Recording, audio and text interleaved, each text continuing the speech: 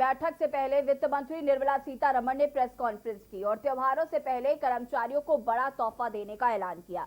वित्त मंत्री त्योहारी सीजन से पहले उपभोक्ता मांग को प्रोत्साहित करने के लिए कुछ घोषणाएं लेकर आई। कहने को तो केंद्रीय कर्मचारियों को तोहफा दिए जाने की बात की जा रही, लेकिन कहीं ना कहीं इस घोषणा के पीछे कर्मचारी पिसते हुए दिखाई दे रहे हैं, जिससे ये सवाल उठता है कि क्या जीडीपी दर बढ़ेगी। और इसी को लेकर देखिए रिपोर्ट।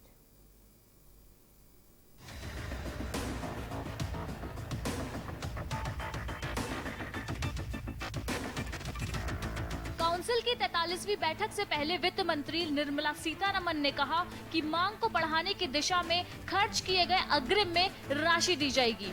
उन्होंने कहा कि एलटीसी कैश वाउचर योजना और स्पेशल फेस्टिवल एडवांस योजना शुरू की जाएगी। एलटीसी व त्योहारों के लिए एडवांस से 36,000 करोड़ रुपए की अतिरिक्त उपभोक्ता मांग पैदा होगी।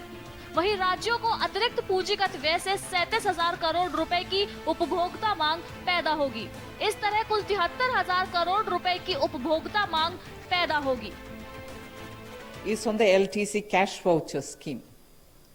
You're all aware that government employees and many organized sector employees have had their jobs protected, their salaries protected, and as a result, some initial indications show that savings have increased.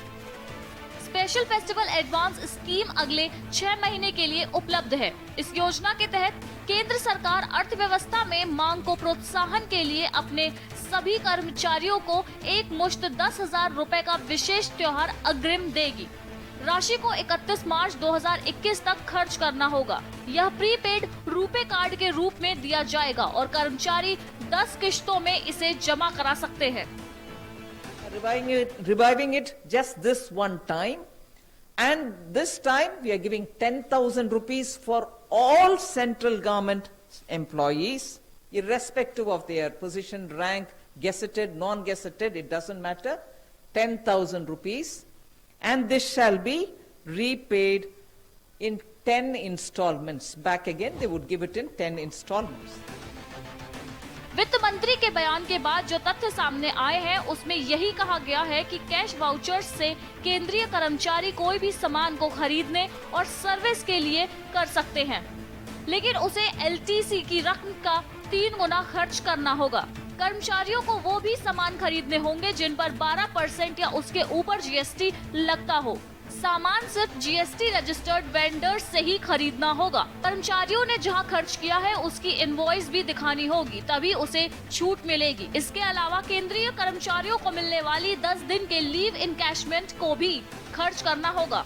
ये सारे खर्चे उसे 31 मार्च 2021 तक करने होंगे। ये सभी खर्चे और खरीद का पेमेंट डिजिटल मोड में ही होना चाहिए। मान लीजिए छोटे राज्य नए प्रोजेक्ट लाने में ही डरते थे कि उनके पास कैपिटल एक्सपेंडिचर करने के लिए पैसा नहीं होता था, तो उनको भी और बड़े राज्यों को भी इससे बल मिल पाएगा।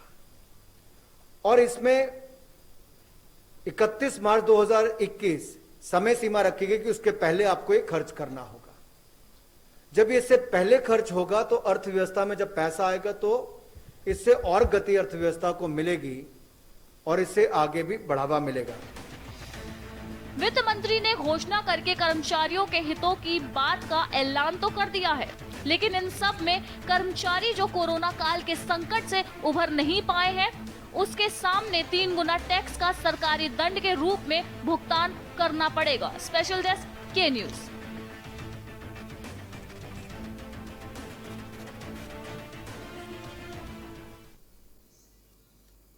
साधु संतों को जान से मारने